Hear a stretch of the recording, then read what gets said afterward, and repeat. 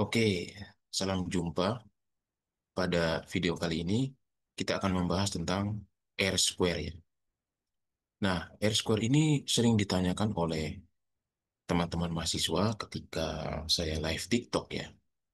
Nah, ada yang bertanya, R square itu eh, mestinya nilainya seperti apa, gitu ya? Apakah harus tinggi atau kecil nilainya? Nah, ada yang begitu takut ketika nilai R square-nya kecil, dia menjadi takut ya, eh, takut nanti tidak diterima oleh dosen pembimbingnya kalau R square-nya kecil gitu ya. Oke, untuk menjawab pertanyaan-pertanyaan ini, saya akan menggunakan referensi ya. Referensi dari bukunya Joseph Hare ini ya. Ini ada. Joseph Hare dan kawan-kawan. Ini buku yang sering jadi acuan ya. Sering jadi acuan untuk structural equation modeling. Ini. Oke, di buku ini Joseph Hare dan kawan-kawan itu menjelaskan seperti ini.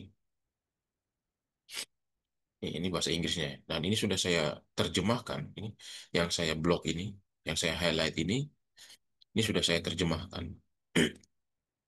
Nah, ini dia. Sudah saya terjemahkan. Kira-kira yang ini ya. Yang ini saja. Yang ini. Nah, jadi di sini dikatakan bahwa, ya, di sini dikatakan bahwa nilai R square itu berkisar dari 0 hingga 1. Dengan tingkat yang lebih tinggi menunjukkan daya penjelasan yang lebih tinggi. Nah, ini kalimat yang penting nih.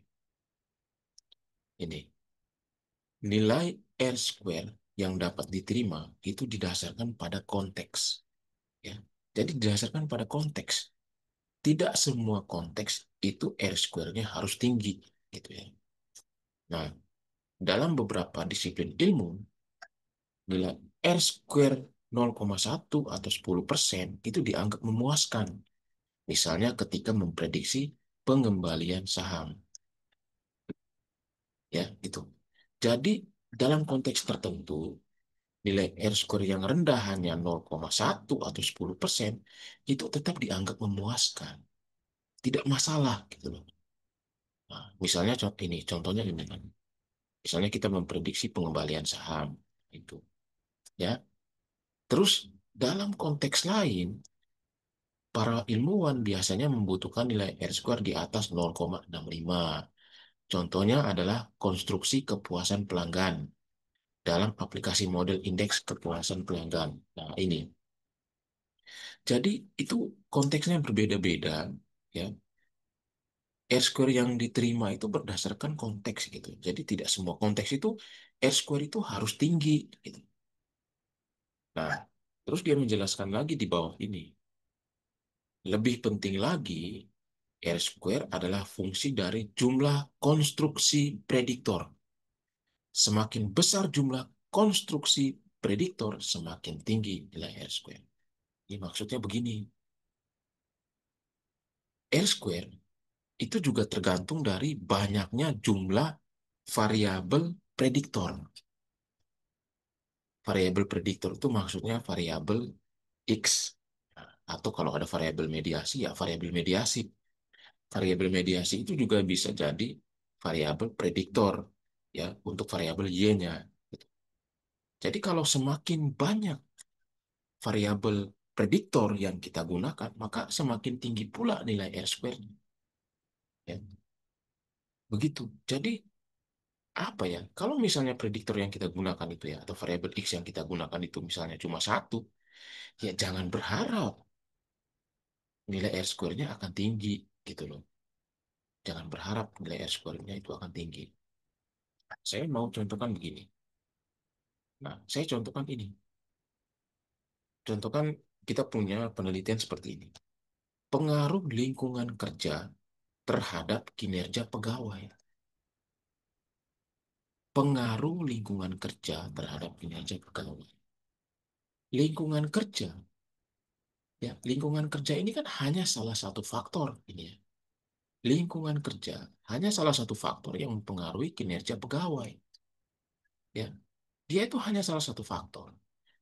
Jadi, jika nilai R-square-nya kecil, misalnya hanya 0,1 atau 10%, ya masih wajar. Masih wajar. Jangan dipaksakan nilainya harus besar. Jangan dipaksakan nilainya harus besar. Karena lingkungan kerja ini hanya salah satu faktor yang mempengaruhi kinerja pegawai. Nah, pasti nanti akan ada yang bertanya, kok bisa hanya salah satu faktor? Nah, mari kita lihat. Nih, saya kebetulan buka ini ya. Saya kebetulan buka di Google Chrome pakai AI. Nah, di sini dia menjelaskan beberapa faktor yang mempengaruhi kinerja, baik itu kinerja individu maupun kinerja organisasi. Dan ini faktor-faktornya. Ada faktor internal, faktor eksternal. Di faktor eksternal, lingkungan kerja itu hanya salah satu faktor. Masih ada yang lain, kayak kepemimpinan, budaya organisasi, kompensasi, fasilitas kerja, beban kerja. Di faktor internal itu ada kemampuan dan keahlian, motivasi, kepribadian, komitmen, kepuasan kerja. Jadi lingkungan kerja itu hanya salah satu faktor yang mempengaruhi kinerja. Ya, salah satu faktor. Jadi jangan pernah mengharapkan ya, dia S-square-nya akan besar nilainya. Gak mungkin. Karena lingkungan kerja itu hanya salah satu faktor. Kalau misalnya teman-teman mau R-square-nya besar gitu ya, dalam penelitian yang ini, maka ya masukkan juga beberapa variabel. Ya. Beberapa variabel misalnya kemampuan dan keahlian, motivasi, lalu misalnya kepemimpinan, budaya organisasi, masukkan. Ya, masukkan supaya nilai R-square-nya menjadi lebih tinggi. Seperti yang diungkapkan oleh tadi oleh Joseph Hare dan kawan-kawan. Ya, R-square itu adalah fungsi dari jumlah konstruksi prediktor. Semakin besar jumlah konstruksi prediktor, ya semakin tinggi nilai R-square-nya. Ya, jadi kira-kira seperti ini video kali ini. Semoga video ini bermanfaat. Terima kasih.